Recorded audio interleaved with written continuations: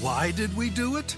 Why did Little Caesars put 4 delicious deep dish slices of our pepperoni Italian sausage and bacon-covered 3-meat treat next to 4 slices of our deep dish pepperoni and offer these 2 pizzas for $9?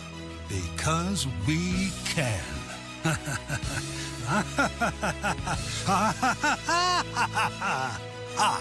The new hot and ready deep dish half and half pizza.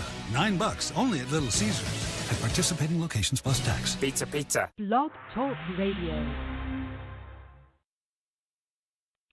Alternative facts.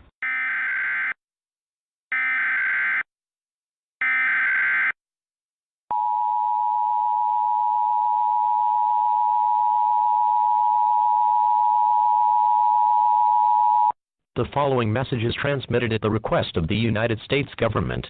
At 12:07 a.m. Eastern Daylight Time, numerous unidentified objects of unknown intent and unknown origin were detected at high altitudes over multiple locations of Earth's outer space by the National Radio Astronomy Observatory, and these objects are presumed to be some form of controlled aircraft. It is not known if more of these aircraft will arrive, or if they will attempt entering Earth's atmosphere. United States citizens are encouraged to monitor local media outlets, as more updates will follow as information becomes available.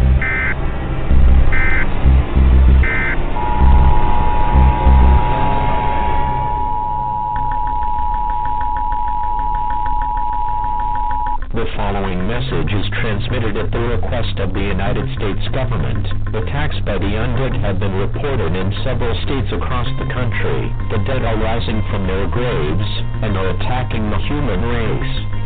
At this time, it's expected that more attacks of this nature will occur in several other states in the next few hours. The intent behind their attack is unknown at this time. He has been observed that a bike for exchange of fluids is a method of transmission. This is an extremely dangerous situation if they crave the taste of human flesh. It is not known whether this event will last for hours, days, or even longer. Stay calm, as authorities have been dispatched to deal with these creatures. An all-clear siren will be sounded when this situation is under control.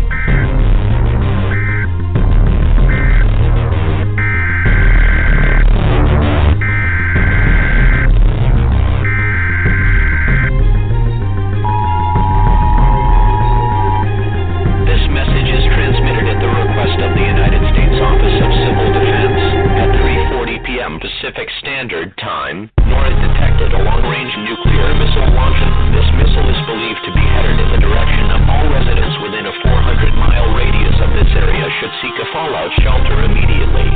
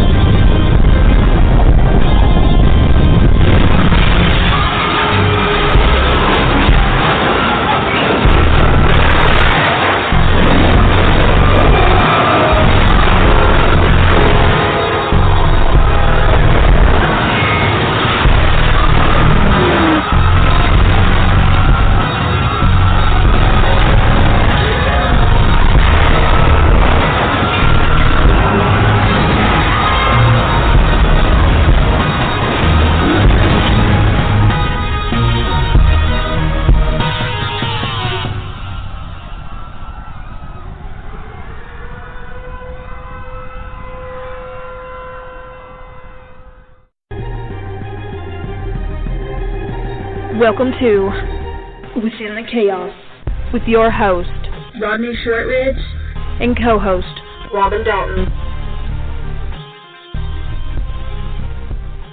Well, good evening, everyone, and thank you for joining us tonight.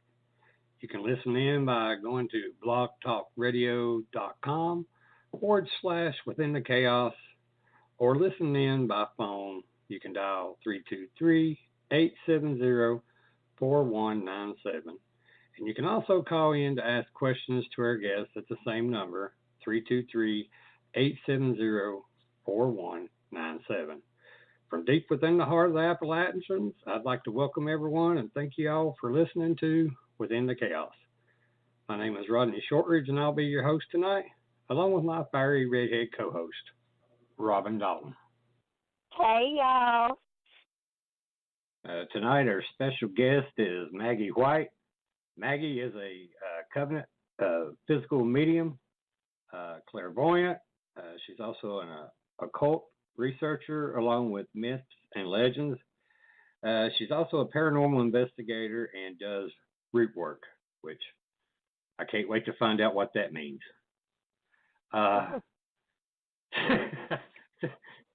Yeah, I heard that little giggle. You're like, yeah. Because I don't know either. Well, what I think of root work may not be the same thing as she's talking about. But anyway, I'd like to give a shout out to my cousins up in Ohio, Jennifer and Joe Shortridge at 222 Paranormal. If anyone gets a chance, check out their talk show. You can find them on Facebook under 222 Paranormal. Also to the beautiful and lovely ladies of the Paranormal Party and SOS, Sisters of Salem, my amazing friends, Misty and Ashley Connor, the famous Connor sisters. Get a chance also, check them out on their talk show. You can find them also on Facebook under Paranormal Party. And I also want to give a shout out to all the Facebook paranormal groups that allow us to post our shows on their pages and help us get the word out about our guests. So, Robin, how's your week been? My week has just been plumb freaking beautiful. What are you talking about? No, this week has been very busy, y'all. As you know, I work like nonstop. I'm always at work like for eternity. But on top of that, I'm about to be a grandmother. And Shanna tried to have this baby like way, way too early. So sorry I was not with you guys last week. I was at the hospital trying to stop my little grandson from coming. We were successful, and now Shanna's home and all is well. So hopefully I will not miss any more nights on the show. So thank you for pulling extra weight last week, Rod. Oh, you're welcome. I'm used to it. Look at me. I'm a big boy. I pull a lot of weight. I have to drag my ass around. Oh. I tell you, I am wore the fuck out. I'm tired. Yesterday, I planted 5 long-ass rows of potatoes, a row of peas, and 2 rows of onions. And today, got everybody else's mowing done but mine. I'm going to try to get mine mowed today. And I was looking down over the creek. I thought I seen something moving. And apparently... What? You cut out. Apparently what? You hear me now? Now I can. What was it? Okay. Well, it was a stick, but it yanked my damn belt off my deck drive, so my blades won't turn. So I looked online to see how hard it would be to fix it, and I'm like, yeah, I gotta get somebody who knows what the fuck they're doing. Your oh, brand Lord. new mower?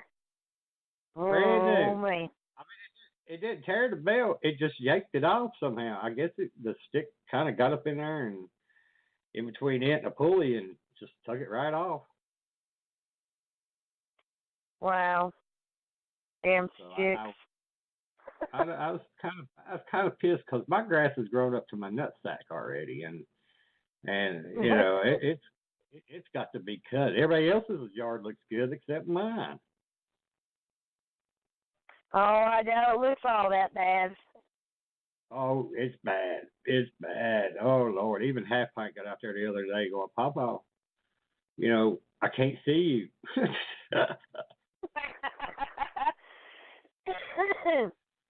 That bad, huh? Maybe it is bad. Yeah, I told her, you know, I was about tempted to give her the machete and let her start cutting her way through there. Here, cut you a path. Be all right. Yeah, that would not be a smart idea. No, Anthony, no. And plus, you know, all the shit that's been going on behind the scenes, that's kind of got me down a little bit, but we'll figure it out. Yeah, me too. But you know what? What? Keep pushing forward, and we will still come out on top. So You don't even worry your pretty little head about it. I appreciate that pretty little head comment.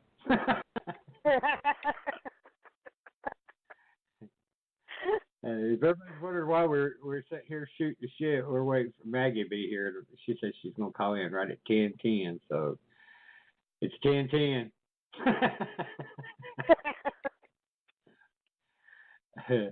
Let's see if she's still on Facebook. We're like, we're ready.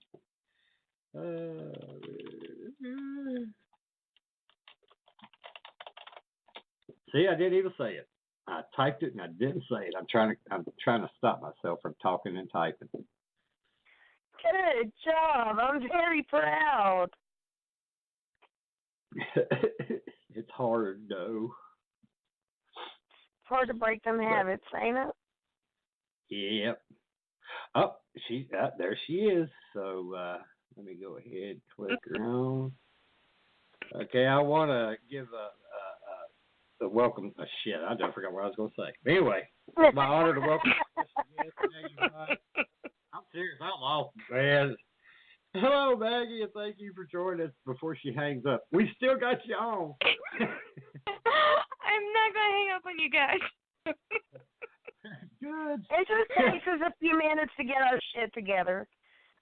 You should have heard me last week. I couldn't even give the intro to Dr. Hassel. She just finally said, "Rod, just give up. You just quit." I'm like, okay. Yes, ma'am. I'll quit. God.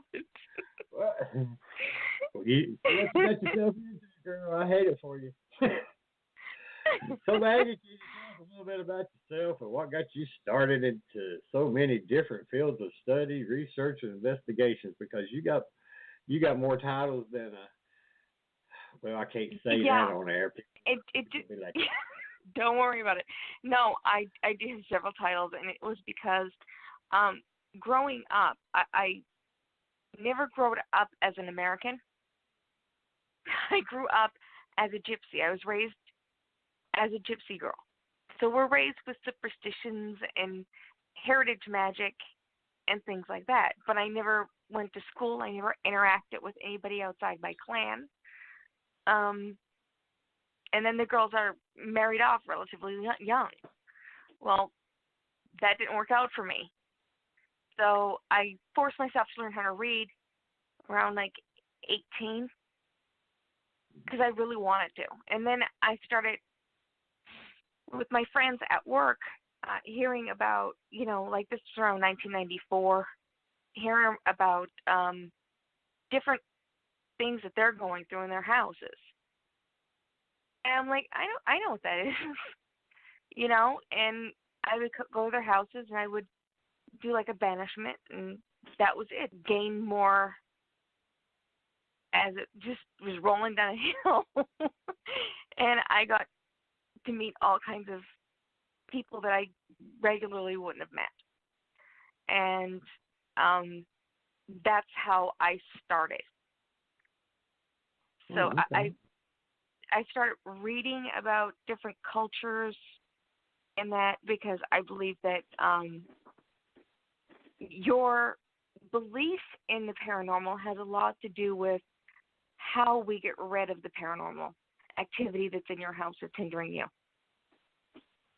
We have to play by their rules, the clients, not the energies. I mean, if they believe that they have a hungry ghost inside of their house, we approach it with, like incense and fruits and stuff and just an offering. And believe it or not, that usually makes it go away if that's what they believe. You talking about your clients believing that, or are you talking about the spirits? The way that if my clients is from a different culture or nationality, right? Like Hungry Ghost, for instance, is Asian. It's an Asian philosophy that the ghosts are trapped here because they wasn't respected in death, and they roam because of this. So what people will do is like a monk or something will come out and they'll perform this ritual, and they will bring fruit and incense and stuff like that to the spirit that they believe is inside the house. And usually that makes that activity stop. Like if you were a Christian and I came out with a crucifix and I performed an exorcism, oddly enough, that might be enough to make it go away. Okay. Yeah, no, I can see that. Yes, I hear. Yeah.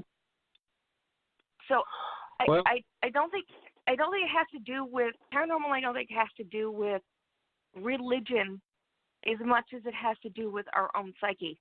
I'm not saying that there isn't no such thing as the paranormal. I've seen it, I've witnessed it, but it's just like every time that there's a different culture or a different type of way of thinking, they will change their game plan, if that makes any sense. well, yeah, I could be wrong with this, but so just like with the different cultures that are alive, they're the same in death, Right. and with their Right. beliefs and traditions and so forth. Okay. Right. Cool. So I Well- picked up a lot of beliefs and stuff like that, and put that towards my knowledge of the, paranormal, and it's been working ever since. Cool. I mean, it's like I just say cool. Well, seeing how you got so many different things going on, what I'm going to try to touch off on everything that I can with what time we got. Lord. So it's going to be speed round. No, I'm just kidding. Okay. So what is a covenant physical medium? And can you explain how you got started? Explain the whole thing, how you got started with that, and what it means. And a physical medium? Yeah.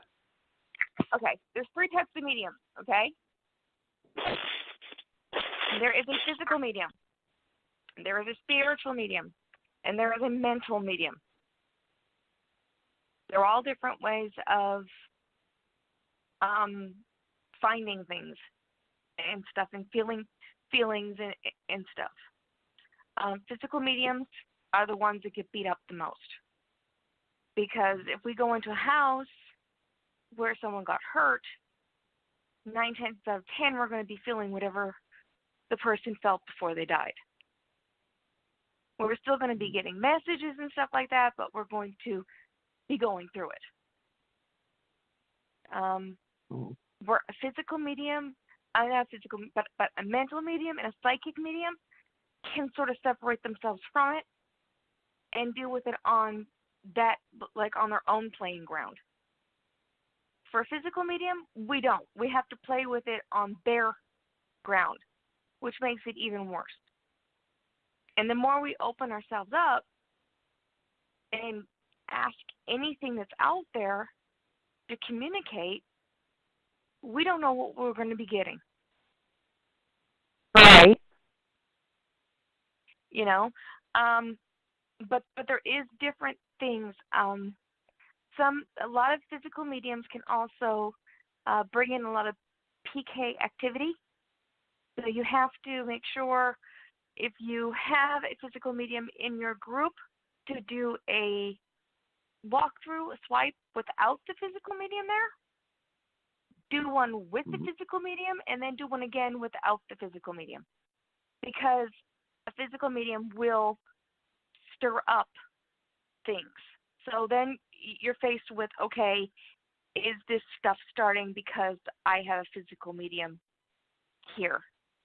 Or is it because there's something actually going on here?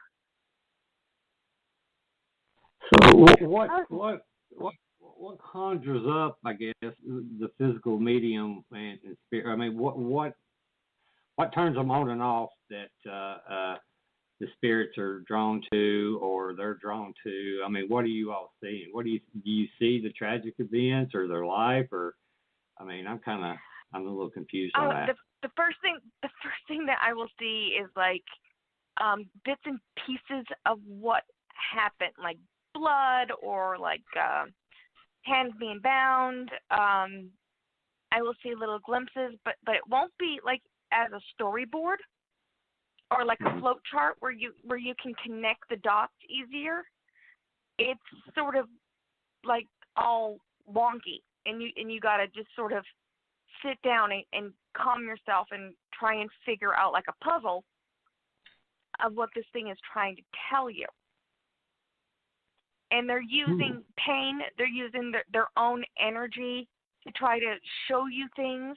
So if it's done in water, like you'll feel like you're drowning. If it's done, you know what I mean, by I don't stabbing. think I have to deal with that. Ooh.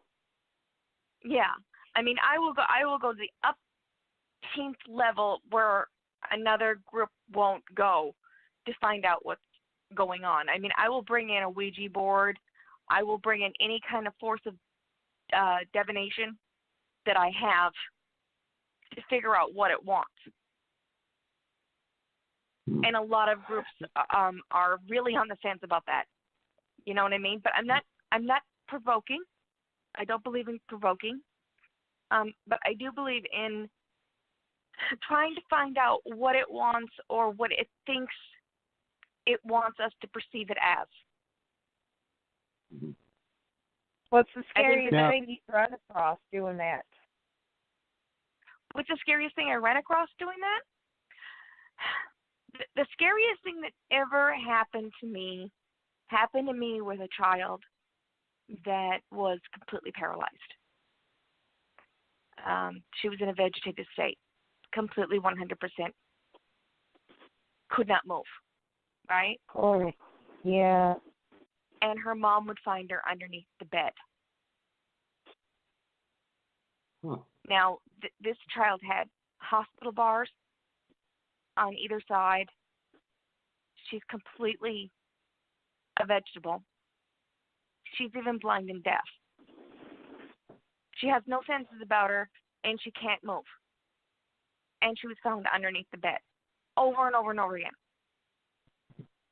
Wow, that's And crazy.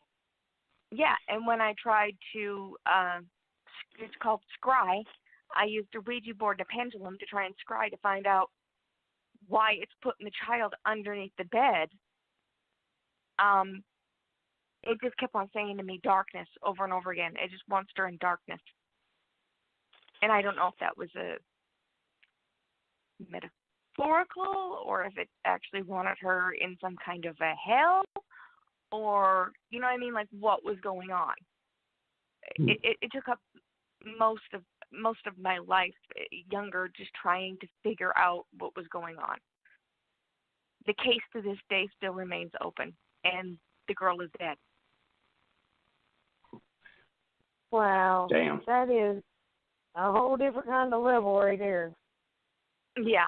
Well, so, can you know, you feel, go ahead. when you're doing this, can you feel like, can this be dangerous to you? I mean, where you talk about drowning, has anybody actually, succumbed to the thoughts, the feelings, or whatever, to where they're actually, like drowning? I mean, does it? Growing up, I had a hard time dealing with it. My family, there's only one female per person in that generation that has a gift called Shivani, right? And they're sort of like the head of the gypsies for meditation purposes and to ask questions too that's metaphysical and stuff like that. It's usually a woman, and people will come to her and ask her different things. So I've had to deal with it my entire life, even when I was a small child. Now, you're a clairvoyant, right? Yes. Okay. Can you explain to everyone, what a clairvoyant is, and, when did you realize that you was a clairvoyant, and, how has this ability shaped your life? Because it sounds like it ties in a lot with the medium part also. It does. I'll tell you what, the first time that I sort of was getting into my gifts. I was about 12 years old, and I had a dream like the night before, and we were traveling on the road, and I seen a road that seemed very familiar that I was never down before, and I knew that around the bend that they would be building up a little, like a fair for the kids and stuff like that, and I knew that there was a hotel on the other side of it. And I had seen that I was playing with kids through this fair. Well, I was 12 years old, and when I was talking to my brother, and he's like, BS, you know? And when he turned the corner, he just about crapped his pants because he seen that the fair was there and a Comfort Inn was being built. That's yeah, kind of that'd be a little creepy for kids. Yeah, it's little things like that that's just like it's odd when it comes from children. You know what I mean? It gives you the heebie-jeebies if you don't know what it is. You know. The heebie-jeebies. I ain't heard that in a while. Yeah, I'm sorry, I'm an old-fashioned girl, but it gives you the heebie-jeebies. I'm old-fashioned too, but it's rare to hear anybody say that. But speaking of clairvoyant, do you ever get like nervous when, I don't know, say you even just have a bad dream or something, and it's something, you know, like something catastrophic? Do you get scared that might come true? Yes, and I will go and I will put protection around my house, my loved ones, my animals. I will perform all kinds of rituals inside the house to seal it off. See, I also do readings inside of my house, which a lot of people don't anymore. Right. But so I get all kinds of different energies sometimes coming in and out of my home. So I have to really, you know, build up this is my home and not yours sort of thing. Right. You know, so, but well, I know you're also an occult researcher along with myths, which, you know, all this other stuff. What all does that entail? I mean, can you explain to everybody what your research is founded on and what all you have found in your research? My research is founded on different people that has had similar. I've noticed that there is a what would be called an MO, modus operandi, to certain types of activity. There's things, whatever we want to call them, whatever, you know what I mean, name we want to put on them. It's almost as if they have rules that they sort of stick by. I don't know if you really paid attention, because you guys investigate, right? Yes. Yes. Okay. Have you ever walked into a house and you like when you're doing the initial, you know what I mean, like introduction and things like that, and what the person is saying is something that you already dealt with maybe 2 weeks ago, and you're like, this is kind of similar to, you know. We have had that happen. Yeah, and so what I recommend is for all investigators just to put a little mark on both of those so you know that the two of them are kind of pertaining to each other. And the more that you hunt for clues of different activities, the more that you will see that there are some that goes by rules. They go by rules. Now, what rules that they go by, I have no idea. But they do. They'll go by rules. Well, where you're talking about, you know, what we've noticed with our investigations, the biggest thing right. that I've noticed is that my name is called a lot in locations right. that there's no way they know who I am or my name or anything, unless, you know, they've heard it or we've called it or something like that. Yeah, I can understand that. But, you know, right. it's not the same voice. It's always, it could be a kid, it could be a older sounding lady or gentleman or a younger man or woman. It's never the same voice. It's always different. So, I've talked to other people and they all say, apparently I've got something or someone that's following me, and I've even had some that says, "Oh, it's a demon." And I mean, what's your take on that? Since you're talking about that, what the comparisons of other locations? I help people all the time that come to me with the same question. People telling them that it could be a demon that's giving you information and stuff like that. I honestly don't believe that. I believe that gifts are passed out to help, not to hinder. I really do. And I believe that your gifts is to help people to bring more information and to bring these things into light and not make them so taboo. Wow. Because I believe that a lot of people have this very taboo to talk about. You know what I mean? They feel uncomfortable about it. So that's where I'm coming from it. Well, we've done research in the occult. What type? I mean, because exorcism, Luciferianism, left-hand path. Dark, black occult. I wanted to ask the point of view of a Luciferian. There's a difference between a Luciferian and a Satanism, a Satanist.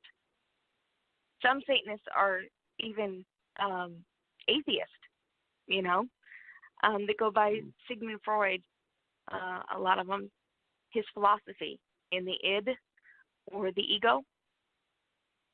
So a lot of them don't even believe in a sort of devil or Satan that you would think in your mind. A Luciferian actually worships or works with. So I had a situation where there was 2 Jesuit priests, and they was called to perform a rite of exorcism to the Vatican. This was in Los Angeles, oh my God, years ago, like in the 90s. And they wanted me I finally got them to let me go and just sit there and just witness it. But a lot of people says it's terrifying. Everybody says, be prepared for it. It's scary. At the end of it, I was weeping. I never felt fear. I felt sadness. Great sadness. Really, really dark sadness I felt. And I talked to a Luciferian about it. And he said, I'm not going out there with the priest because they're going to, say that what I'm doing is wrong. He said, I'm going to wait till this cools over, and then I'm going to go out and I'm going to have to talk with this lady and see if there's anything that I can do.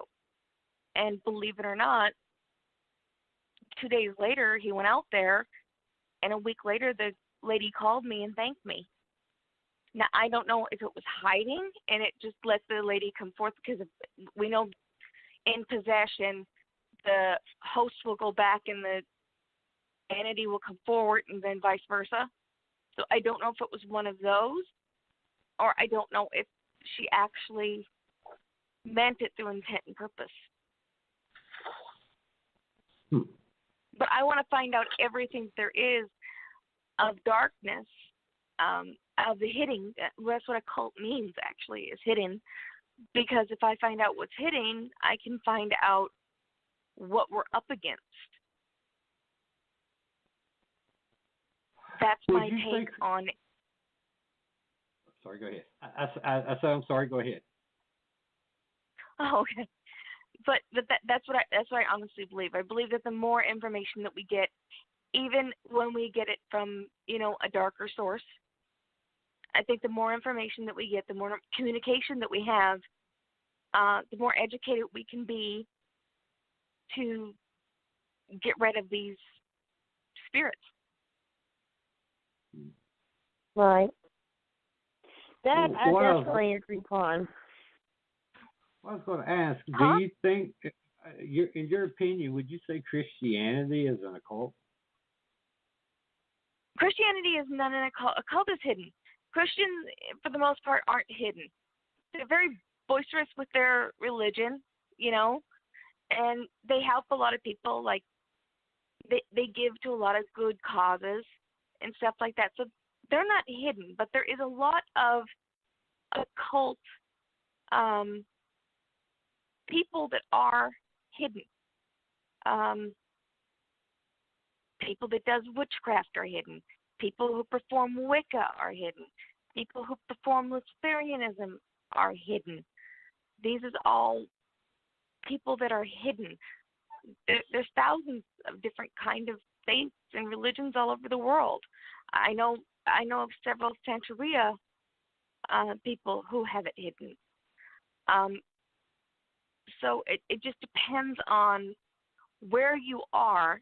The United States is more acceptable to Christianity than they are any other religion, because the country was basically founded on Christianity and God. So it's not that hard of a leap to see that. But there's way more that we don't know, and we can't just keep on pulling from the Bible. There has to be something more going on here. It's a wonderful instructional tool. I even went to temple to learn about it even more. So I even had a bat mitzvah. My rabbis can be so proud of me tonight. But yeah, I do believe that we need to come together and figure out what's going on, because I believe that there's people getting hurt that can be avoided, and they don't deserve to get hurt. Absolutely. Well, and I'll do everything in my power, no matter what it is, to make it stop. Well, we got a case that we're working on, and the lady's mother, I think, if I'm not, Robin, you might have to correct me on this. She's a Luciferian. Am I saying that right? Luciferian. Yeah. And Sorry if it bumped into something. A Luciferian? Yes. And Okay. her mother, she's got little trinkets and boxes of stuff within her house that her mother gave her, and she's having, I guess she's saying and claims of a dark entity there. We're still going over the evidence, but could her mother be setting her up, or can she accept these gifts even though she knows that they probably shouldn't be there? I mean, she's got a little kid, baby, and she I is don't know. a Luciferian also? She is she said she used to be. Well, if she used to be, then the objects wouldn't be there. There's something that she's still holding on to from the past. That's what I thought myself. If she wasn't practicing it, why did she keep all that stuff? Right. She's still holding on to it for a reason. I think it's more or less a protection. She feels comfortable with it. Some people feel more comfortable in the darkness than they do in the light. Okay. I know shown light. She said her mom and her dad.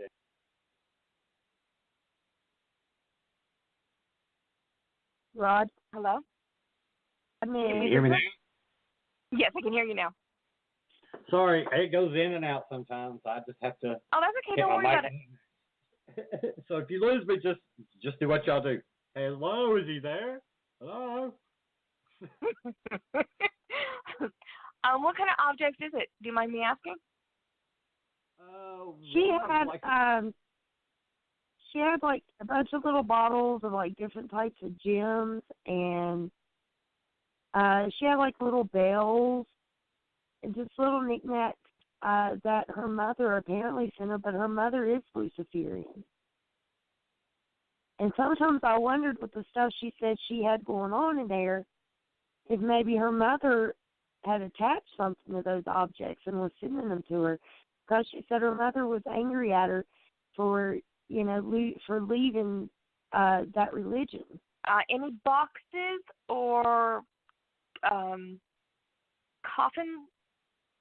style boxes around that area? Yes, she kept them in this little, it looked like a miniature wardrobe is what it looked like a tabletop wardrobe. It was real, real small, and she had all of those in there.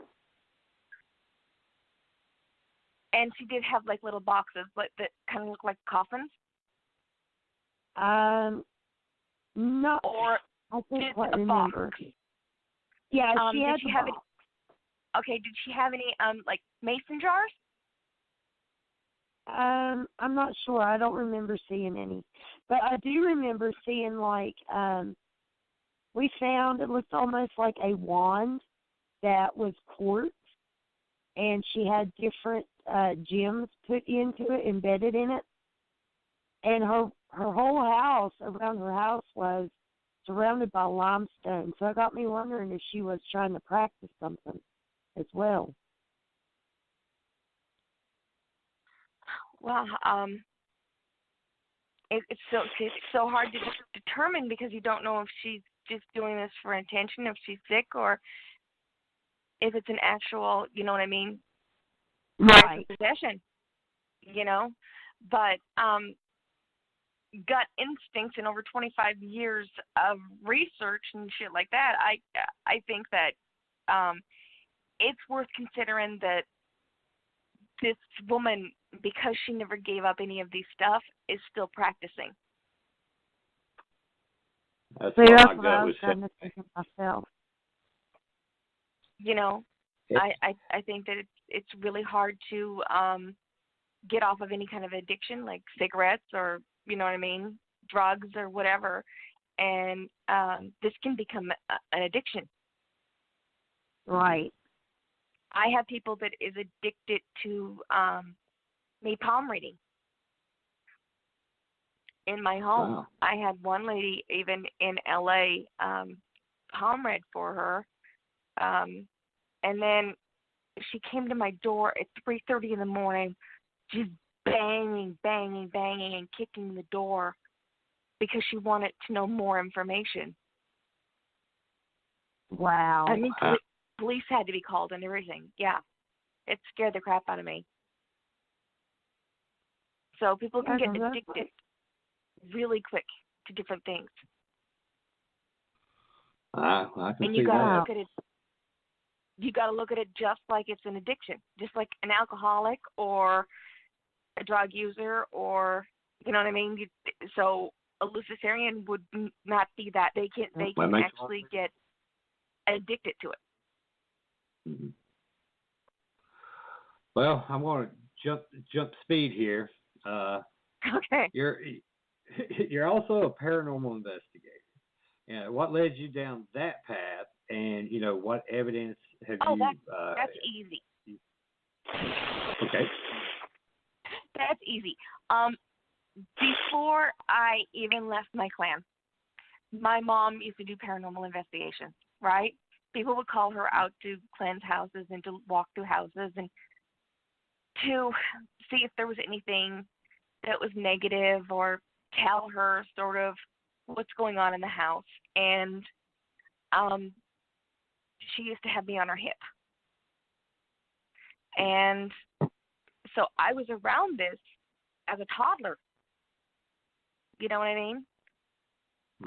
So I never got that kind of eerie feeling that you're not supposed to be here kind of a thing, because I was always around it. So I was led down the path by my mother, and then when I sort of left the roost in around 17, I started on my own when at my work site people were complaining that there was certain things going on in their homes and stuff. And that was around 94. And then I worked from '94 till now and beyond. Or '93, I'm sorry. Have you been able to capture any, evidence, as far as photos or audio or video that you could talk about? And also, have you ever been afraid during an investigation? Here's the problem with videos and cameras and things like that. A lot of people have to understand that, electromagnetic fields. I could turn off every light in this house and cut the main, power supply. And there's going to be at least twice a day, there's going to be a rise in the electromagnetic field. That ghost box is nothing more than those little walkie-talkies, the Star Trek walkie-talkies that we played with when we were kids. You know what I mean? So it's going to pick up like truckers. It's going to pick up, you know what I mean? It can pick up anything because it wasn't meant. These things are not intended to pick up dead or spirits or demonics or anything. They were meant to pick up actual voices. So, you know what I mean? And then pictures, I mean, if I swear to God, if I see another orb, I'm going to shoot myself. Because being in the industry, and seeing directors and assistant directors trying to get a perfect shot where there is no, dust or moisture. They're always checking the gate, wondering about the shutter speeds, you know what I mean, and doing stuff like that. The anomalies, like they're mistakes that needs to be fixed, not that they're, spirits of any kind. I don't buy it because I know photography from being in that,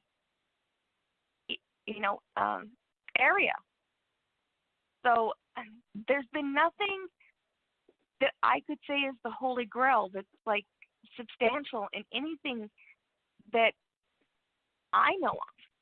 I mean, I've been to all over. I mean, I've been to the Winchester House. I have been to High Hopes. That's Amityville. Long time ago. Yeah. And I've been all over the world, just,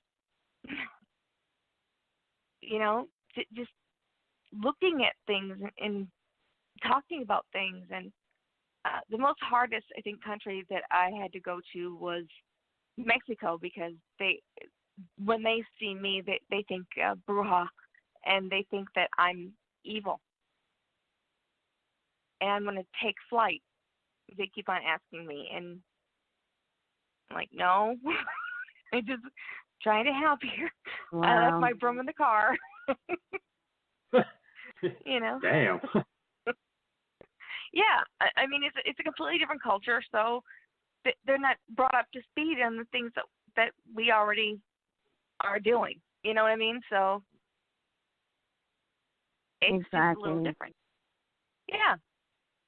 So, you find people that's never seen this before, and, they're going to be scared of it. And they're told to be scared of it because the majority of Hispanics, like from Mexico, are Catholic.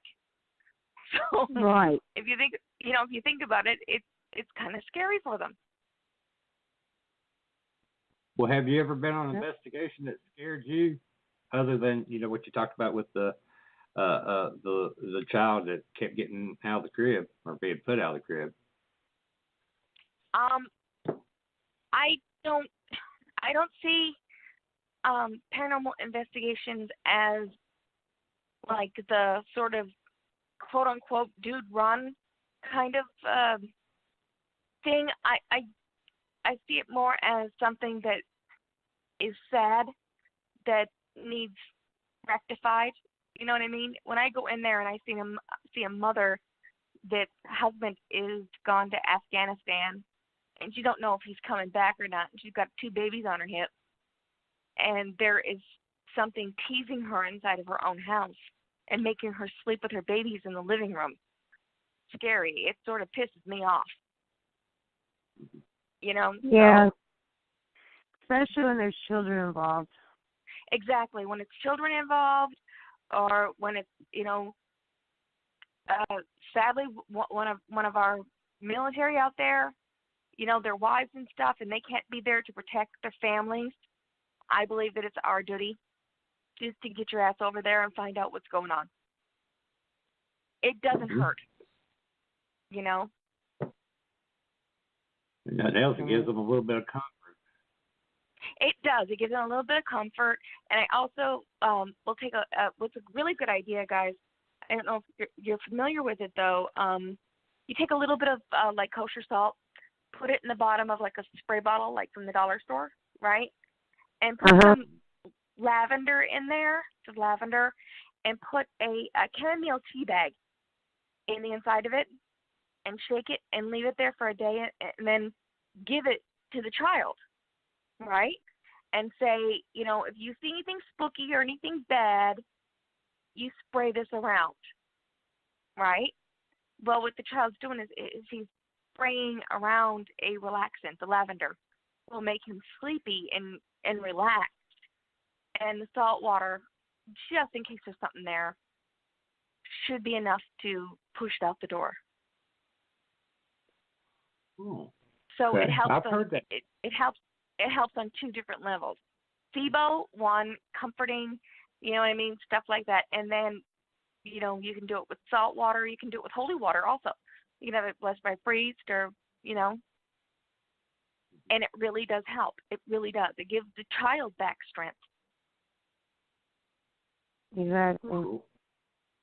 Like I said, I've heard that before. I think someone else told me this. Matter of fact, I think it was you that told me this when we were talking one night. I probably did. Matter of fact, because I'm sitting here thinking about that, and I'm like, why have I heard this shit before? It was you. Yeah. That was me. It was you. I'll be damned. See, look at that. I ain't lost it. I mean, I'm a little slow, but I ain't lost it yet. Damn. You guys crack me up.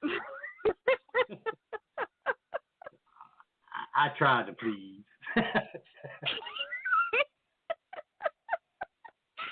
Oh, God. Okay, Robin, Well, I guess my next question would be, exactly what is root work? Yeah, what is root work. Okay. That is a very old-fashioned type of magic that gypsies perform, and also that Haitian voodoo, like conjure women and stuff like that, perform, where it's herbs, it's herbal, to drink and to help heal. If you look up on Google, like write any herb on Google, right? And then right beside it, magical property, and bring it up, it will show you every magical property that specific plant has. Well, that's not the root work I thought it was, but okay. He's evil. Wouldn't be the first time he was accused of it. Probably won't be the last, huh? More likely it won't be. So basically, all it is just plant work. Witchcraft or certain magic practitioners don't go by a deity. It's called witchcraft for a reason. It's a craft. It's not non-dogma. No dogma with it. Now, you can add a dogma to it if you want. Like Wiccans, they add, a polytheistic religion along top of magic. You know what I mean? Anymore, I've been seeing Wiccan Christians, oddly enough, pop up like that. Wow. Yeah, I don't think it's. Yeah, my personal opinion, I don't think it's right, because I think that you're taking one person's religion and you're taking what they believe from it and you're making it your own religion. Right. And my philosophy with that is, get your own damn religion. If you need to switch it, change it, You know, because this is these people's religion for thousands of years. You know what I mean? You can't just swoop in there and take what you want and leave what you can't. Yeah, that's true. You know, and there's Bible verse after Bible verse after Bible verse of just stay away from people like me. You know? Okay.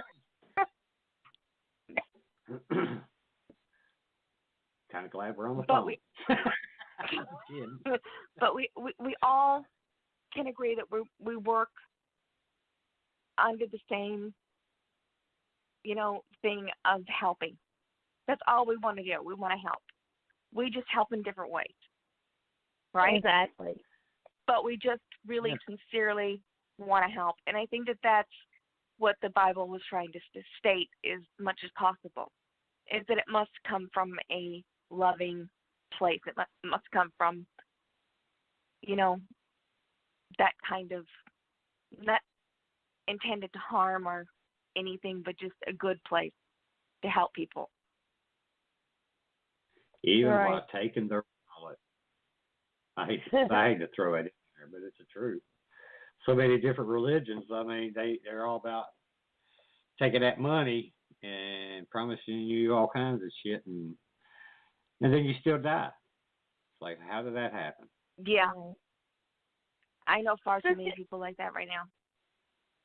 You know, and it's just sad. And there's too many of them in our own community that's been doing it. Mm-hmm. That I feel just heartbroken about it, you know? Yeah, I do too. And when I start raising immortal hell about it, then everybody gets all on my back. I'm like, well, I always have your back. I like it when you raise Cain. Well, I appreciate that. Because I do. I can get pissy sometimes because it's the truth. It's like, oh my God, you people claim to be a certain way, and then you treat people that are down and in a bad situation. You treat them like shit. That's not what the Bible says. Come on. You know, I don't even claim to be a Christian, and I treat people the best I possibly can, and still get the way we were raised, you know. Yep. And still get shit on. Yeah. And that's the thing. But I better watch. I'll go on a tantrum. No. So, we love your tantrums. Oh no, there's some people that don't. Oh Lord, they won't even speak to me no more. But I don't give a shit. Fuck them. Anyway, exactly. What is a psychic? The psychic phenomenon that you mentioned. I think you mentioned a little bit about it, but you didn't really go into great depth about it. I'm kind of curious. A psychic phenomenon is like apporting or things going missing in your house and reappearing in different ways and places that you would never think to look. This might not be a haunting. This might be what's called a poltergeist. If you find your keys in the damn light above your table, you know, where it's impossible to get to, you know, I take all of that into consideration, and sometimes it may not be anything supernatural. It might be just coming from the energy inside the house. A lot of fighting, a lot of stress. That's what you're going to be looking for in those situations where they say that there's things that is in front of them, and then they disappear, and then they reappear in a different area. You got one or two shots at this. They're either batshit crazy. That's me. Or there's something going on. I believe that poltergeist activity is actually caused from a lot of fighting and strife, and a lot of people keeping in their emotions, and that expelling them, right? And when you do, it sort of creates this kind of a ball of negativity that can actually become self-aware. Oh. Right. Wow. Never heard it explained that way, but that is awesome. Yeah.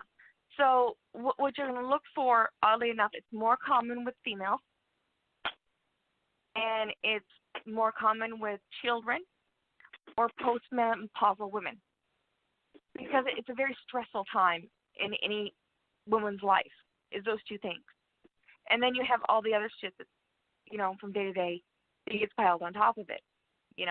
For a little girl, like getting teased at school, or, you know what I mean? And for an older woman, it's like bills and kids and dogs and, you know what I mean? Bills. Yeah. And Bill. Now, I also was told at one time, some may believe me, that it was also, that would also increase with like girls on their period and stuff that had menses. Do you believe that as well, or do you think it's just that age group in general? What is it? I'm sorry, I missed the question. Yeah, I was told that some people believe that that the activity will revolve around like adolescent little girls who just like started their periods and stuff. Well, that's prepubescent. I can't say the word. Yeah. Pubescent or postmenopausal females. So yes. So there is even magic that you can do at those times of the month that Right. you can't do in any other time of the month. Right.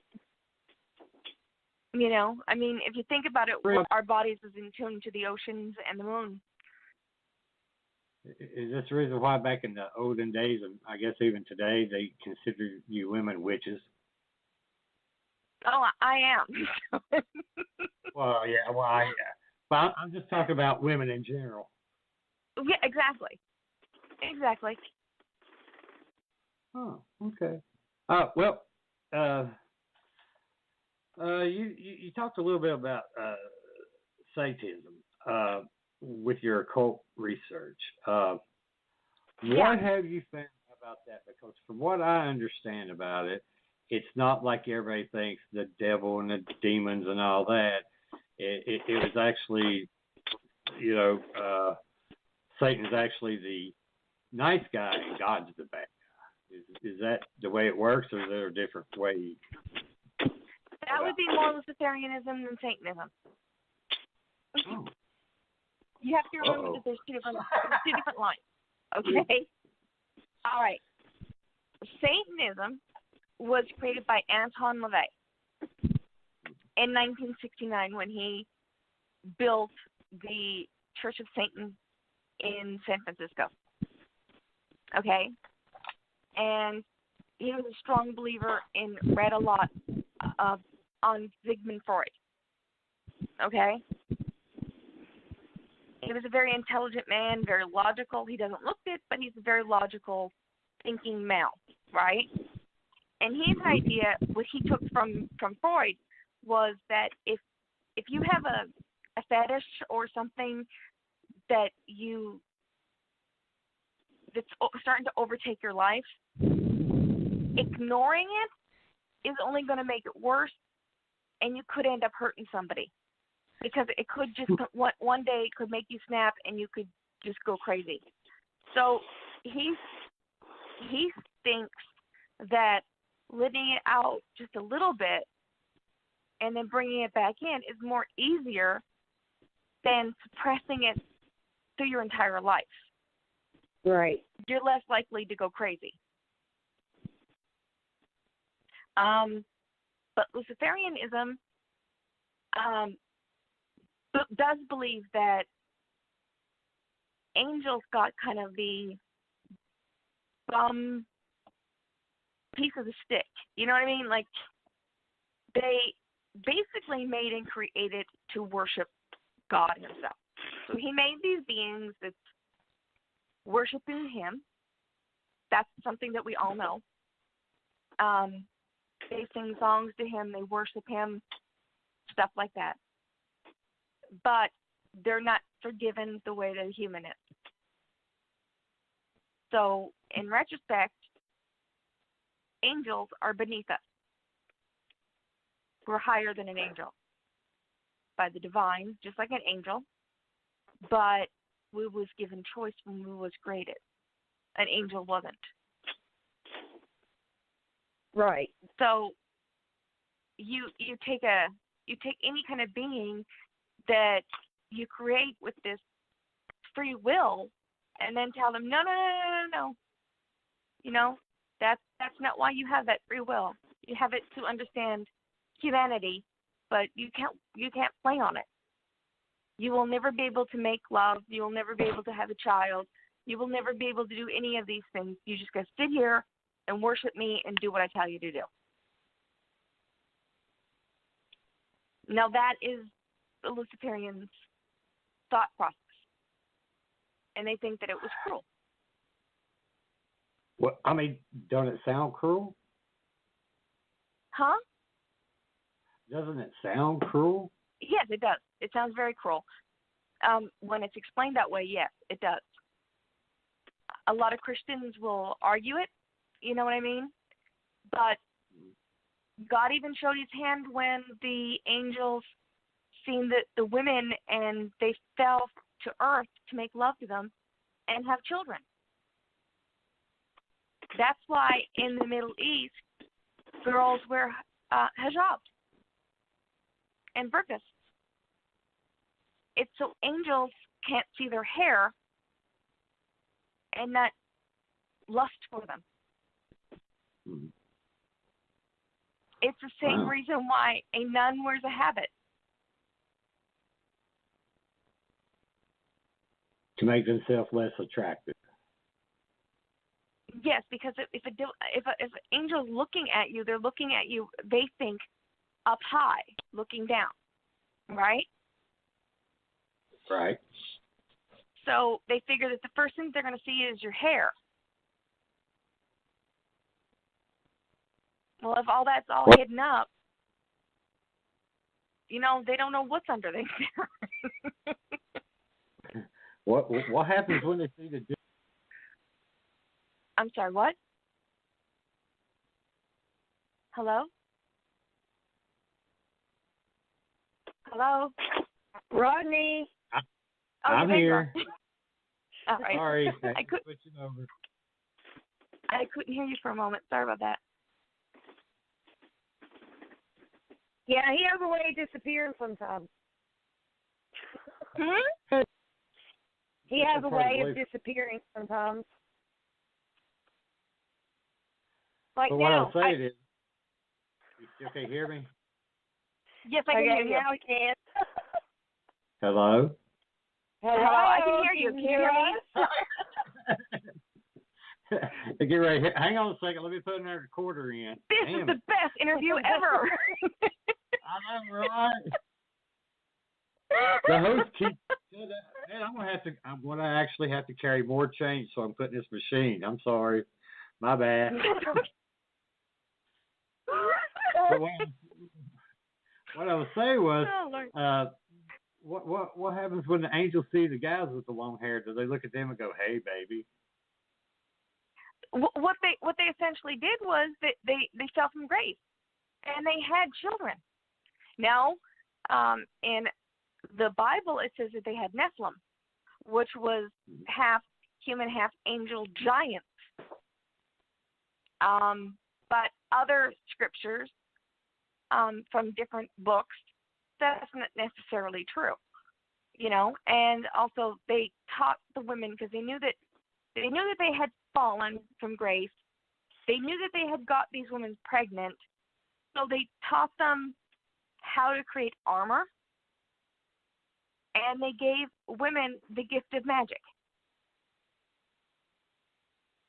to try and help their sons and daughters, because they knew that people would be coming for them to kill them. Are these angels still on the earth? Yeah. I mean, you can't kill a spirit like that. I mean, the only way that it says in the Bible that they're even killed, if you think about it, is when they're cast into a lake of fire, and that's in Revelations. I'm sorry. What do you think about Christians that don't read Revelations? I found this out, and I found it just recently. There's a lady that was debating me about religion, and I was bringing up stuff out of Revelations, and she's like, well, I don't even read that. I'm like, well, that's the last book of the damn Bible. Why are you reading that one? It's too scary. Are you shitting me? I don't know really what it is. I mean, I know that a lot of churches here do not acknowledge the Old Testament. They don't even give an acknowledgement. I asked why, and they said that it was beautiful stories, but nothing more. Yeah, it's really beautiful. They better read it again. Oh my God. I don't know, man. Wow.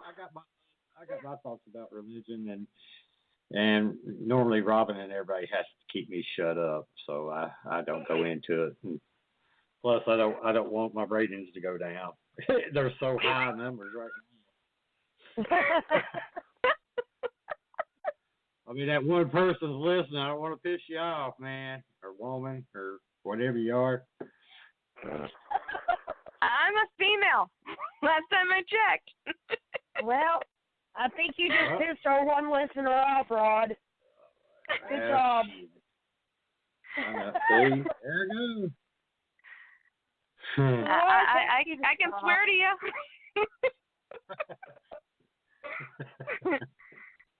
I thought by now you'd figure that out, but maybe not. Like I said, I'm a little slow. I'm a little slow. What is that? I guess so. They're like, you better check that again, man. There's pictures. There's a book. Google that. Oh, so that's what that is. Okay. Okay, Robin, I'll shut up. You go ahead. Well, I know you've done a lot of traveled the country and around the world during your investigations. What all have you learned and found on some of your travels? What's some of the coolest places you've been to? Scotland, Ireland, England, like all of the UK, all of Britain, Mexico. What am I trying to think? Just like our surrounding areas, and then like all 50 states being called to and from. The Vatican, like Rome, Italy. Oh, you've been to the Vatican? Huh? You've been to the Vatican? Yeah, like to look at it and look at the architecture and stuff like that. Yeah.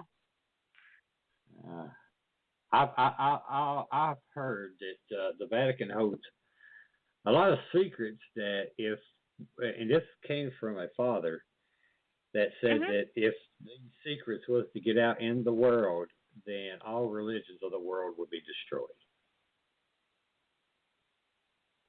Now, what do you think about that? I honestly believe that there's supposed to be in one of those rooms on the Vatican. If you're standing and looking at it, there's like 1 million rooms, right? Like you'd never know like what room this thing was in.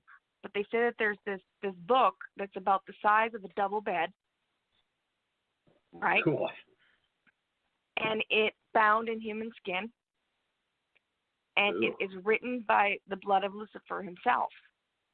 And it can't touch anything of earth, so they have it suspended with chains and duct tape, and I guess just a lot of prayer. And they have to switch out the people that babysit this book every 4 hours. Now, I don't know how true that is, but it's just sort of like I'm like, I want to go see it. Yeah. I'm interested. The shit that people's running away from, usually, thing I'm running towards. Yep. The only thing that That's I'm me. ever scared of when I'm doing an investigation, the only thing that ever scares me, right, is I'm doing like a huge investigation, like a huge place, like, like Norma Linda or like a penitentiary or something like that, is squatters, like homeless, freaky people that, like, they never cleared before I walked in. I'm terrified of the living more than I'm terrified of the dead.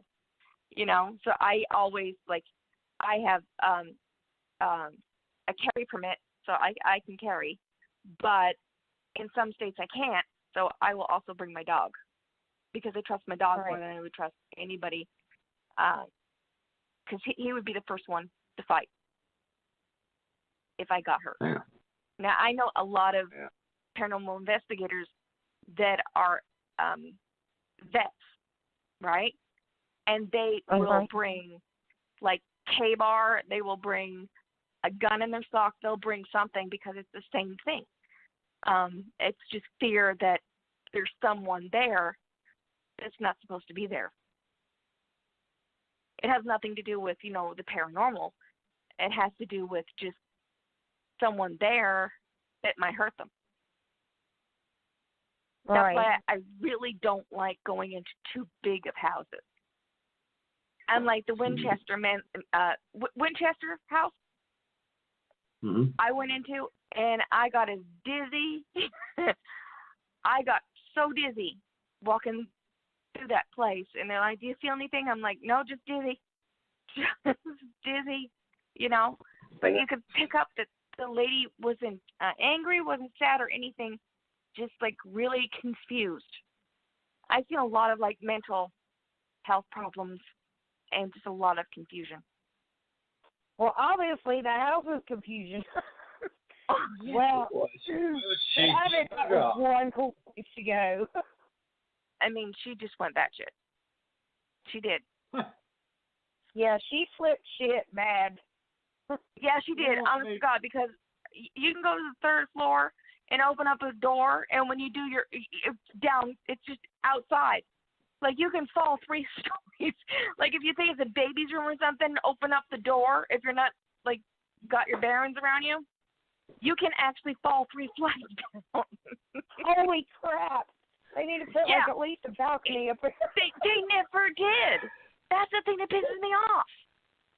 The last time I was there, I'm like, why don't you people fix this? Yeah. This is dangerous. You got some money. You got some money. Fix this shit, people. Damn. Yeah, fix it. Damn. Put a gate up, something, Jesus. Yeah. I mean, anything, you know what I mean? Or just put on the door, block the damn door, and put a sign out saying, you're going to fall really far. You will die. Exactly. You will die. Yeah, exactly. There's like nothing. No bullshit. You will die. Open this door and you will literally die. Now watch how many people open that fucking. Exactly. And I had some kind of like teen hipster girl beside me, and when I opened up the door, like I swung it like back closed, and I locked the door, and she said, "Yeah, we're supposed to keep that door closed all the time." Okay, I wonder why, dear. Mention this why. They're like, great job, girl. Exactly. Glad to know that. Someone needs a participation award. Well, you're working hard for that damn raise, ain't you? Yeah, exactly. Like I said, someone needs a participation award. Get this girl an award, please. Wow. I swear. Honestly, I work with you. It's just silly. So People we are talked a little bit about Satanism and Christianity and Luciferianism. What about some voodoo? What all do we know about voodoo within your research? Okay, I'm mostly on the hoodoo side of it. That's the magic of it, not the saints of it. But I can explain a little bit of it for you. It is a religion that was sort of combined Haitian and French together, and their superstitions and things, and they would use the cards of the saints, sort of like tarot, right? But the saints would have different names, right? That they would name them. Like St. Patrick was Damballa. He would be the god of snakes, and it just keeps on going on from there. So they sort of renamed and regathered and created this beautiful tapestry of a different religion out of something else. And it was their way that they could go to church and not be, stoned to death, because it's like, yay, look, I'm going to church, I'm being good, Yeah. Don't kill me, please.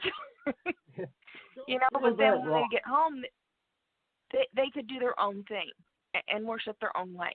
So it was sort of like in the beginning, it was sort of like a hidden religion, a hidden belief, because if people saw their people doing this, they would not be happy, because they figured that they were bringing demons or whatever to the plantation.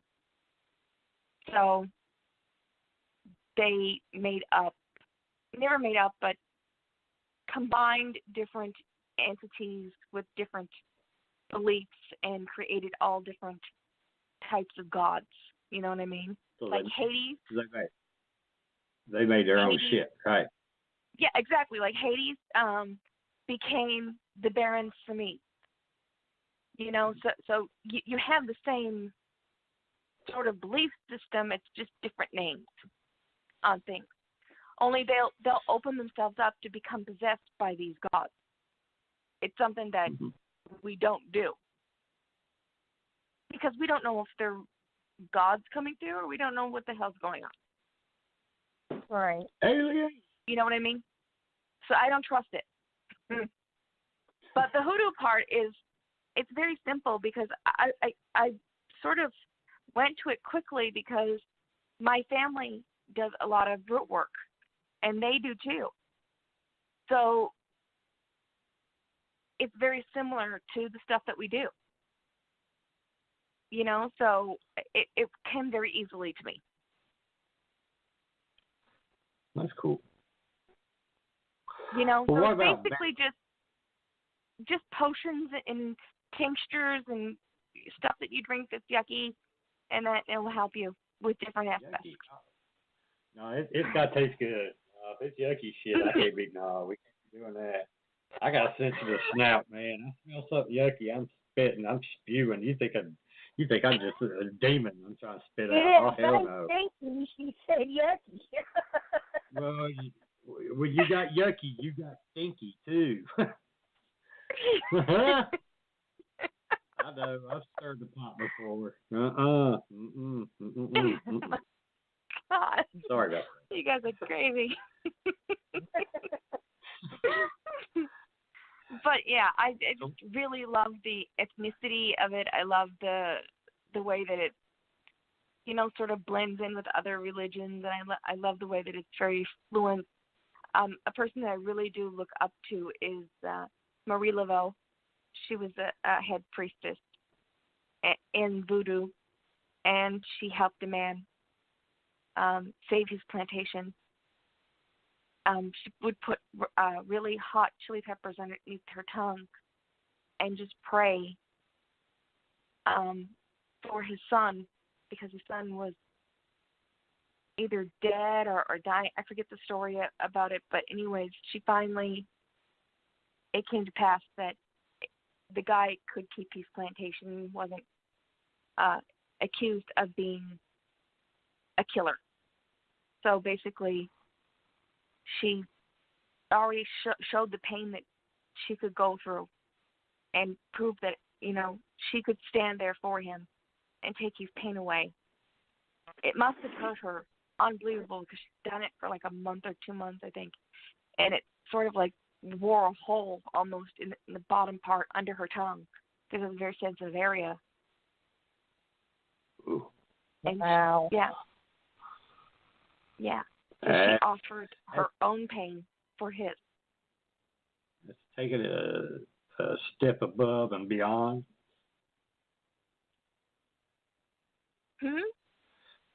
So that's taking it a step above and beyond.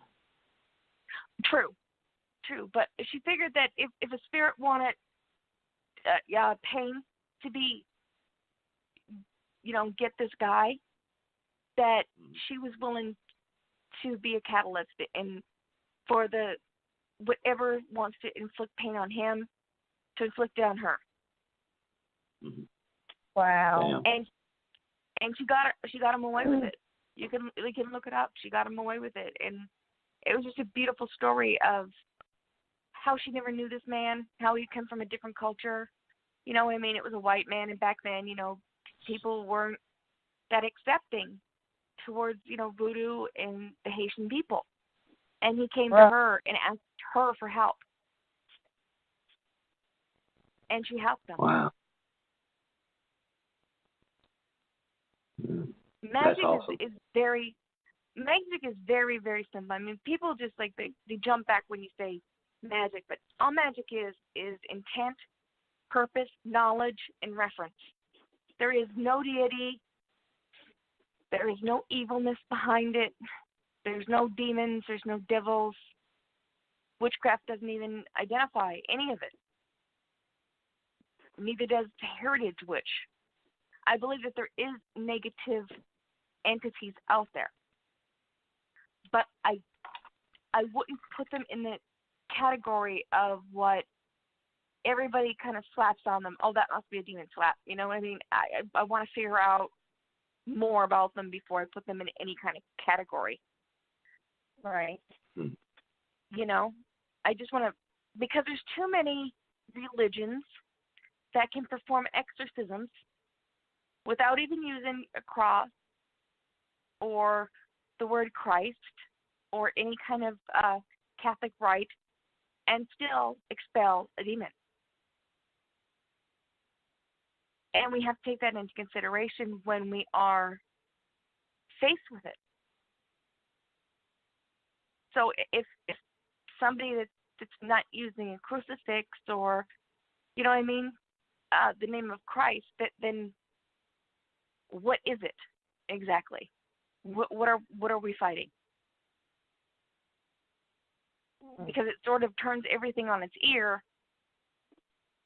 and then you don't know where to go from there.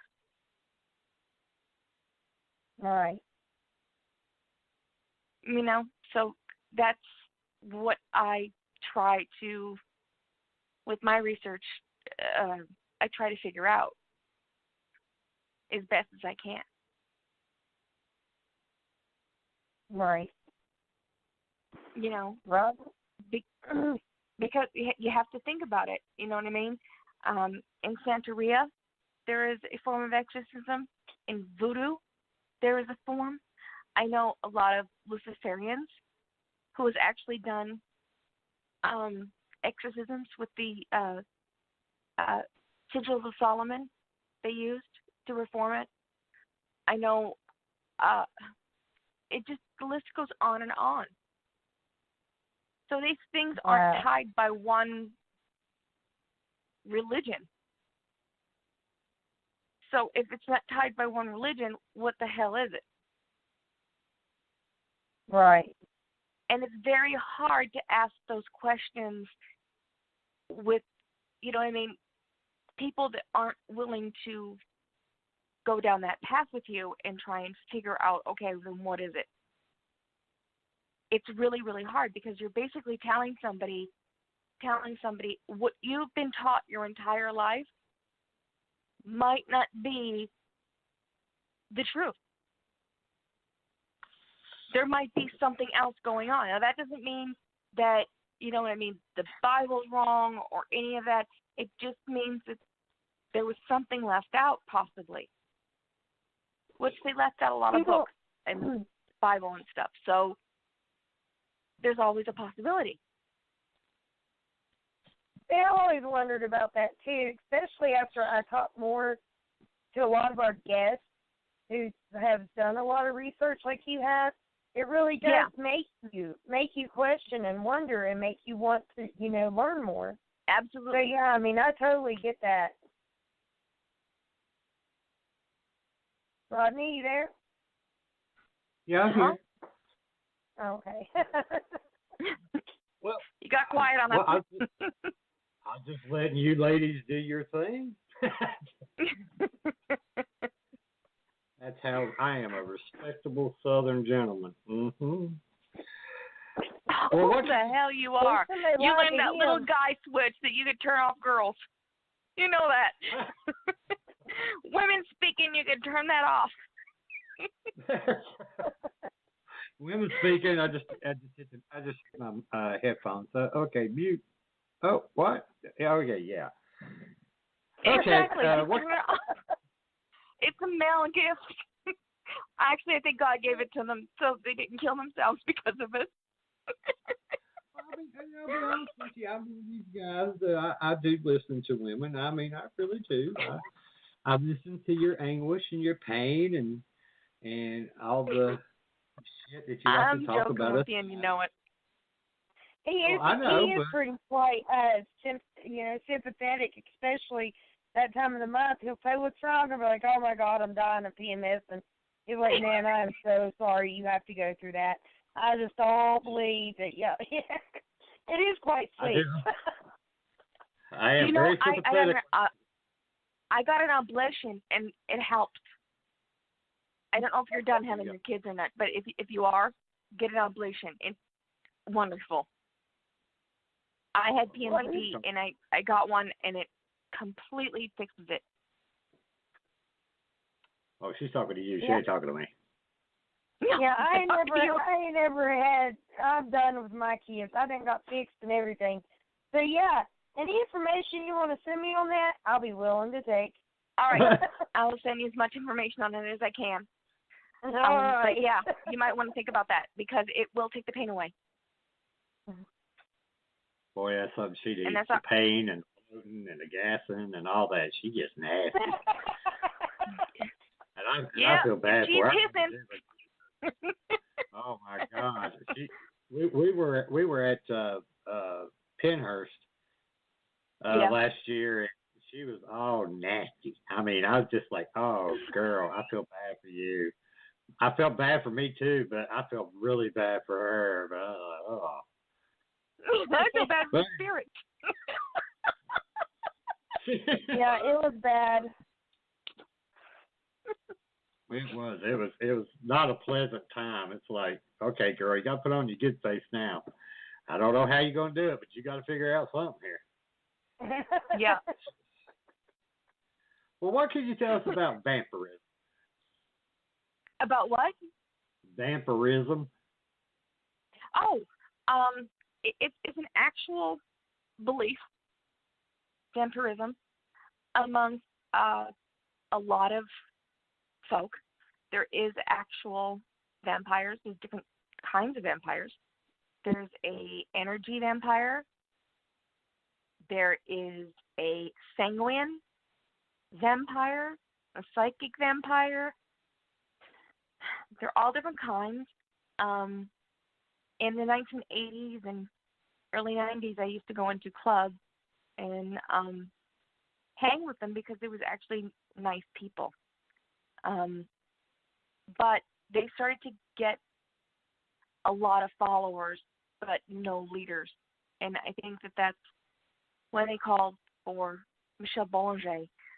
She wrote a book called The Vampire Codex, and it was basically like their Bible. It's an amazing book. She's a great author. But this particular book that she wrote is about the rules, because rules had to be put down, because as a sanguine vampire, she didn't want people just taking blood from anybody because it's number one, it's dangerous. It can give you all kinds of sicknesses like hepatitis, AIDS, whatever, because you're actually bleeding into somebody. So, right. So she wrote this book that sort of taught people not to take from anybody that isn't willing to give. I mean, have you ever talked to somebody and when you leave, you feel exhausted? Yeah. I mean, you feel like completely freaking drained when you talk to this person. Yes. Yes. Mm-hmm. That's called a leech, and they might not be even aware of the fact that they're doing it, but they're just taking all of your energy and absorbing it into themselves. Hmm. Yeah. I'm gonna have to tell people. A psychic vampire won't do that. They will ask you before they take. So she sets a lot of rules and really has thought for, people and the way that they're perceived and done wonderful things. Oh, that's awesome. Like I said, I'm going to have to get rid of the ones out of my house that drain the shit out of me every day. Now, there's also Lorraine Warren. She claims that she exorcised a werewolf. I don't know if you've heard of that. No, I have not. That is one I have not heard about. Yeah, you can look it up. I looked it up. Oh, I will. I'm going to. That's neat. She said that even his ears was pointy and he had like teeth of a dog. And through the exorcism, it got rid of a werewolf. I'll just be straight up about it. I can't rationalize it.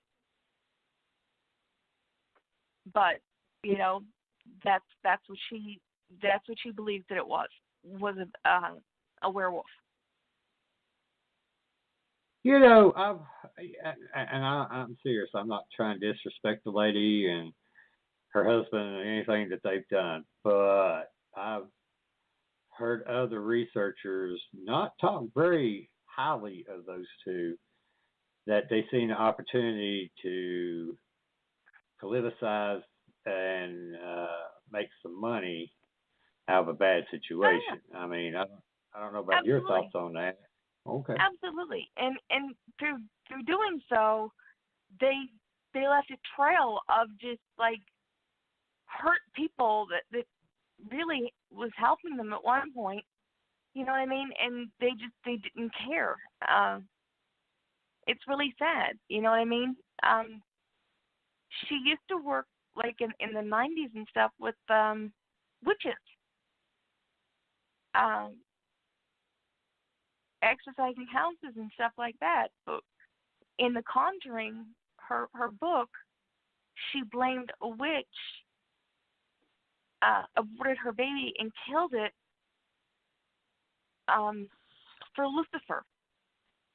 It isn't even possible because witches don't believe in a Lucifer. So that girl needs to go back. That girl needs to go back and read some. That's all I can say. Wow. That's like people saying Rodney's a Satanist. I'm like, Rodney don't believe in Satan. How does she say it? Right. It's just kind of odd. And I don't trust that Annabelle it's a Raggedy Ann doll. How many of us have had Raggedy Ann dolls when we were young? I had about 4 or 5 of them. Yeah, exactly. Have you ever had any one of those suckers walk across your floor and greet you at the door? Pretty sure I'd remember that one. Me too. And no, it never happened. So I don't know. I think this is their shtick to get some money. Well, see, and they don't care who they're hurting as they're doing this. She finally they wanted an apology, witches wanted an apology for what she did with The Conjuring. So she gets on some kind of, podcast or something and apologizes by saying, okay, I will admit that there is good witches and then there is gray witches. And I'm like, that isn't even an apology, you crazy woman. That's a backhanded apology. Yeah, exactly. And I'm like, what are you talking about? Well, if you're going to apologize, pull up those big girl panties and apologize. Yeah. Well, some people just will not admit when they're wrong. It's pitiful. It is. It is pitiful. But if you think about it, I mean, they had the most hauntedest, they're claiming, room in the U.S. with all of these trinkets and stuff that they found from different people's houses and stuff, right? Right. And they had a little girl at the time running around the house. Wouldn't you want that away from your daughter? Well, you would think, considering we had a case where a man had found his ex-girlfriend's so-called little black book, and her had all of her spells and weird conjuring stuff in it. And we took it from the home, but I'll be that guy. I told Rodney, it ain't coming to my house. I got kids. I wouldn't have stuff like that around my kids. Yeah, exactly, and that's what I don't understand. I mean, if you had a room like that full of nothing but possessed, haunted stuff that you're claiming, why would you have it in your basement when your babies are running around upstairs? Exactly. Because one of those kids is going to open up that door and go down there. They're going to get curious. Hell, there's toys down there. Yeah. Well, I asked her a few months ago about coming on the show, and she gave me her grandson's name and John Zaffis? information. Yep.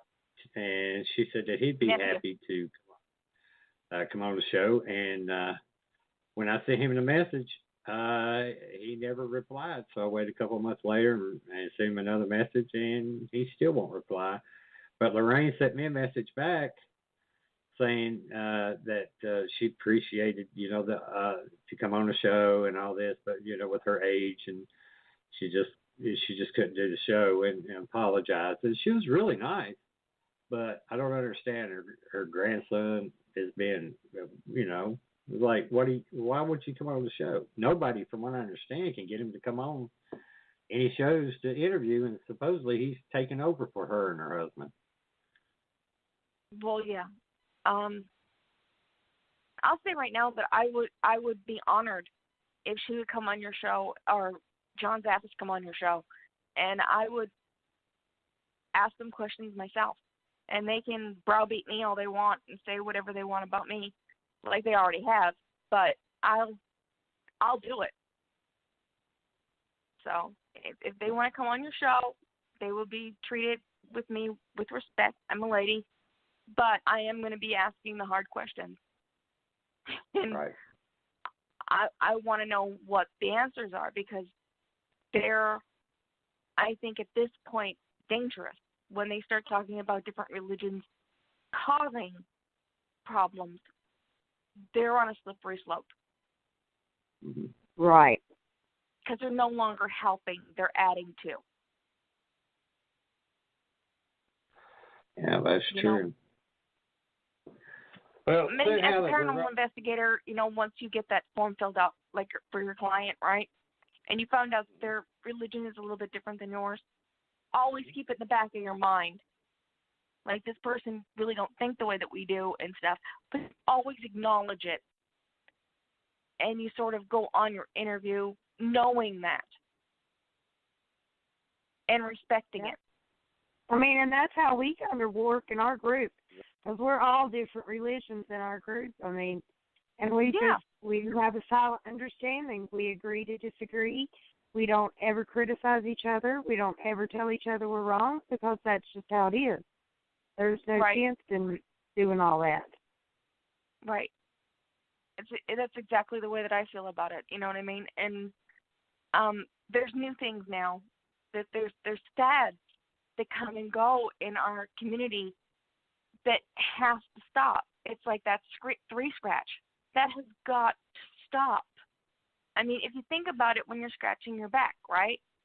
Your most dominant fingers are your three fingers, your index, ring finger, and the one beside it. Right? So those would be the fingers that you'd be itching with, not your pinky or your thumb. It wouldn't leave as much marks as those three fingers. So if you're scratching behind your bra strap and you're in like fucking Georgia, you know, and the heat blinding you in the summer, and you start itching, like I will wear my bra over my head if I have to. It gets itchy. It's sore. You know, I mean, of course there's going to be three scratches.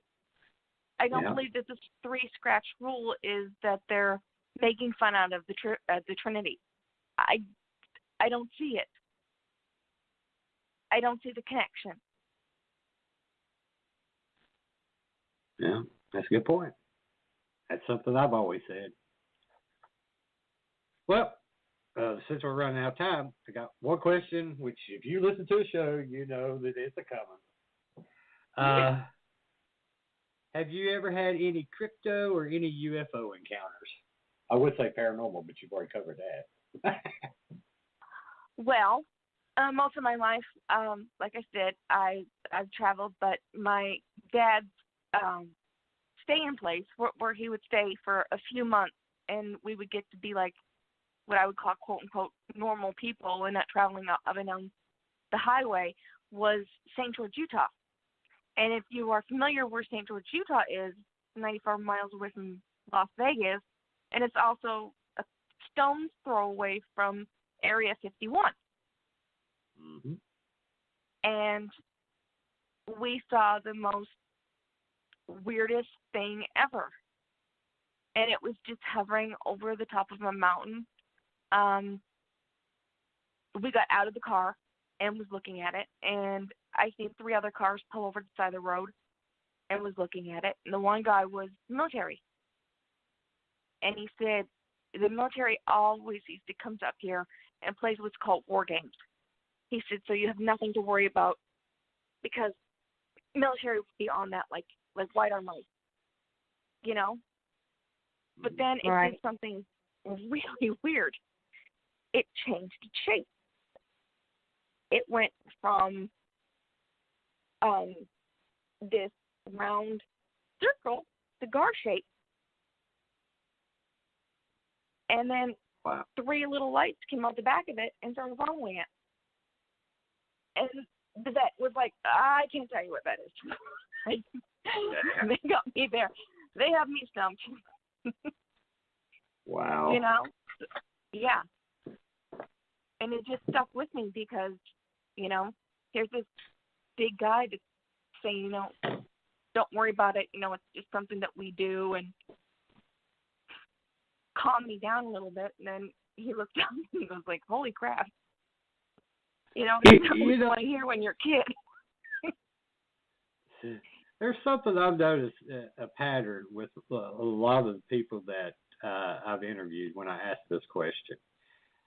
Huh. I would say 90% of everyone I've asked has had some type of UFO encounter, and also some type of paranormal experience, regardless whether it be an actor or a writer or even a researcher. I mean, it's wow, people all over the place, and it fascinates me the answers I get. Yeah, it knows no boundaries. It's not sticking to one thing. I mean, I literally in my house have a float chart.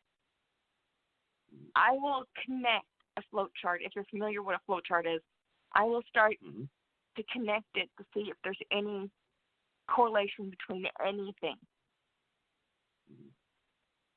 Well, I think it all correlates together. Paranormal, crypto, UFO. So do I. I think that it's all one and the same. I really do. Yeah, I do too. I know a lot of people think I'm nuts for that, but hey, I don't think that people think they're nuts on it. I think that we're being exploited as being nuts. I think since Parrot TV came out, I think that it has destroyed our profession and to be taken seriously. Mm-hmm. You know, I can't compete with that. You know, it's just too ridiculous. Yeah, and when people have something in their mind, they're pretty much stuck on it.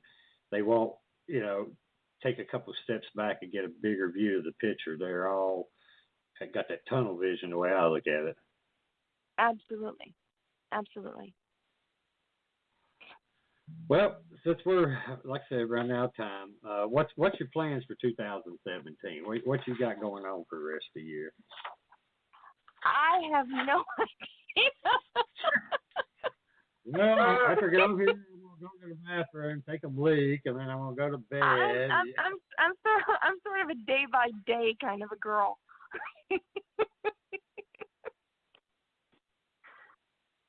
I'm not like a planner, because I think that if you do plan, that sometimes something always happens and it never comes to pass. So I try not to plan.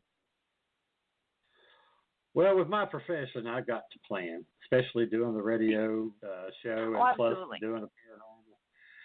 Yeah, I mean, I've already planned. I've got people actually now contacting me that's been on last year. It's like, hey, man, can I come back? And I'm like, you really want to? That's awesome. They're like, that's yeah. Awesome. I'm like, okay. But you guys are great and really easy to talk to and stuff like that. There's guys out there that is really shady when you're talking to them, Well, I'm not shady. I appreciate that. I'm straight up. What you hear is how I really am in real life. And it's the accent. That's what Dr. Hassel says. She's like, oh, accent, baby. I'm like, easy, Doc. People can hear you. Damn, girl. It is the accent. It makes you feel comfortable. That's what she said. Was you listening to the show last weekend? Did you? No. Oh, you it's ready. Okay, I was getting ready because she said the same thing, and I'm like, damn, what a coinky dinky this is. Coinky dinky. Coinky dinky. Winky dinky. He loses points for Winky Dinky, but other than that, yeah, I understand where he's coming from. I like my Winky Dinky. It's my always God. been good. I'm not going to go there. I'm a lady. I'm going to remain one, and I'm not going to go there. They've been many and have before you. Don't worry. It's all taken care of. Oh, my God. You people are crazy. I think we put Robin to sleep. Are you there? No, I'm here. She's like, yeah.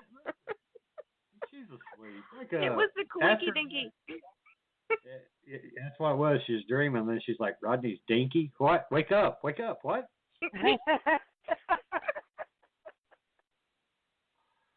Jeff sitting there beating her in the head going, what are you doing talking about Rodney's Winky Dinky? What the fuck?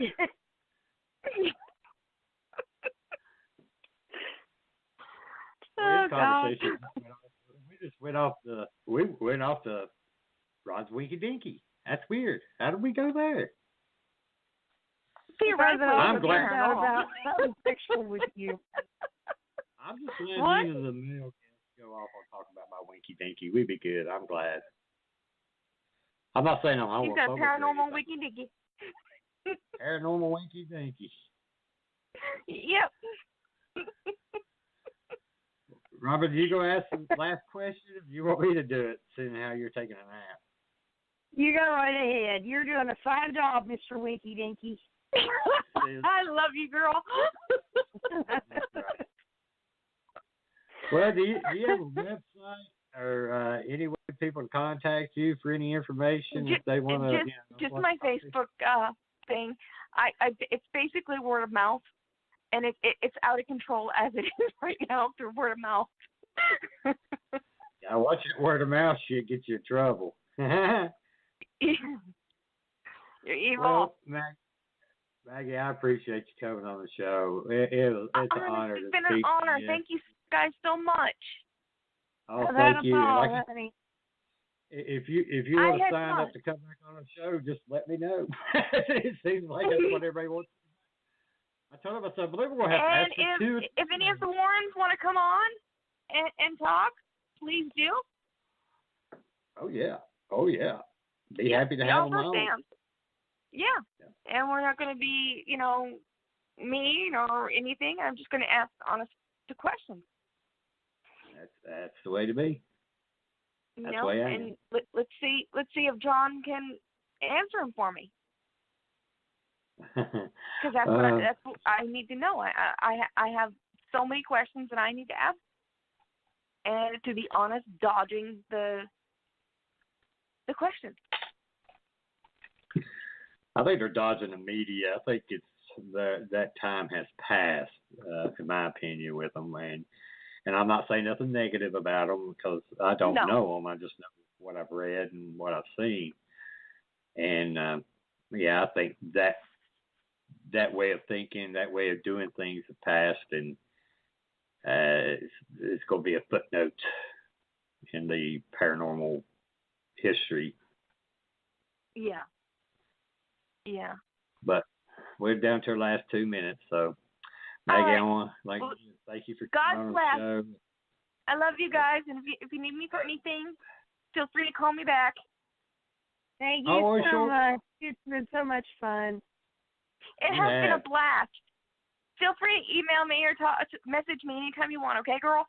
All right, awesome. I will. And you got my phone number too, so feel free. Okay.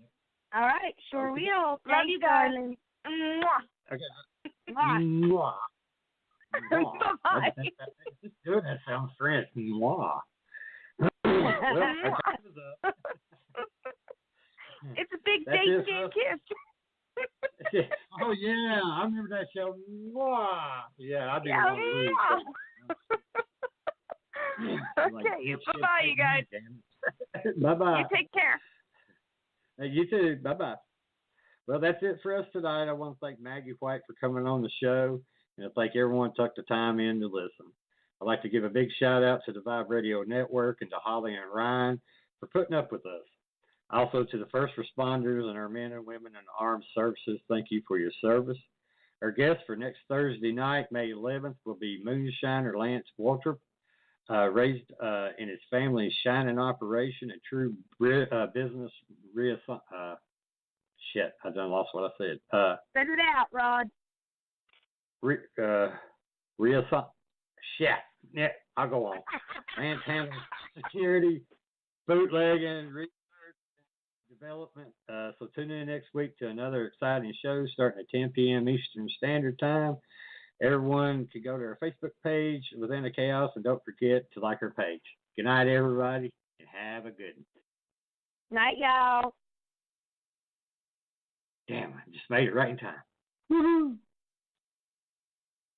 Calling all parents. Get up to 50% off all of Old Navy's amazing kids and baby styles right now. Hurry in for $2 flip-flops, $4 tees and tanks, $6 graphic tees, and $8 dresses and boy shorts at Old Navy and OldNavy.com. High fashion, Old Navy. Valid 5/1 to 5/9. Progressive brings you Flowetry with Flo. When Flo flows, she flows in the know. My ruminates, the rates. Shown them all, I heed the call. Seeing the rest, I choose the best. Sometimes it's ours, sometimes it's not. When the fox walks, is it called a fox trot? That's a real question. Compare Progressive direct rates with competitors' rates. Visit Progressive.com. Progressive Casualty Insurance Company and affiliates. Comparison rates not available in all states or situations. Prices vary based on how you buy.